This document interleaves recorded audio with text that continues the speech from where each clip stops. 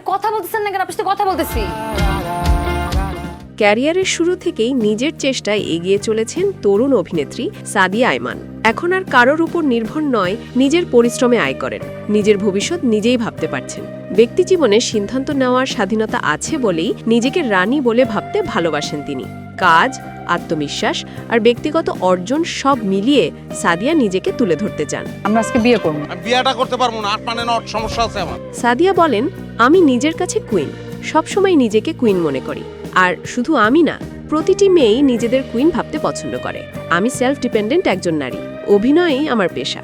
নিজের আয় দিয়ে নিজের খরচ নিজেই চালাই, চলাফেরা, শপিং, ঘোরা সব করি নিজের মতো করে। তাই আমি নিজেকে কুইন বলি। সিনেমা দেখার কোনো মানুষ নেই। খুঁজেন তাইলে।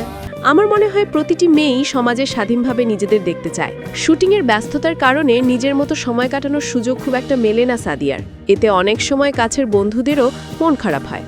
সম্প্রতি ব্যস্ততার মাঝে কিছুটা সময় বের করে ঘুরে এসেছেন কক্সবাজার থেকে। সেই ভ্রমণের নাম তিনি দিয়েছেন কুইন রিট্রিট। এ বিষয়ে সাদিয়া বলেন, টানা কাজের পর একটা ব্রেক দরকার হয়, নিজের মতো সময় কাটাতে ভালো লাগে। বন্ধুরা আড্ডা দিতে চাইলেও সময় হয়ে ওঠে না। তুমি খালি আমার একটা কথা দাও, তুমি আমার মায়ের কাছে শিলিগুড়ি নিয়ে যাইবা। দীর্ঘদিন ধরে আমার স্কুল বন্ধু নাজিয়া বিনতে আশরাফের সঙ্গে ঘুরতে যাওয়ার পরিকল্পনা করছিলাম। সেও চাকরি করে, আত্মনির্ভরশীল, সেও নিজেকে রানী ভাবে।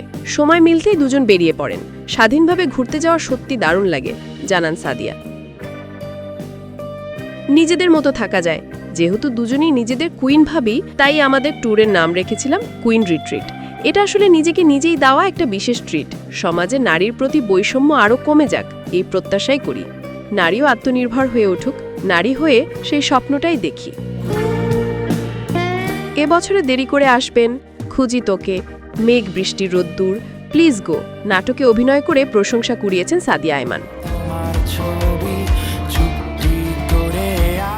তবে সবচেয়ে বেশি আলোচিত হয়েছেন তার অভিনীত সিনেমা উৎসব দিয়ে।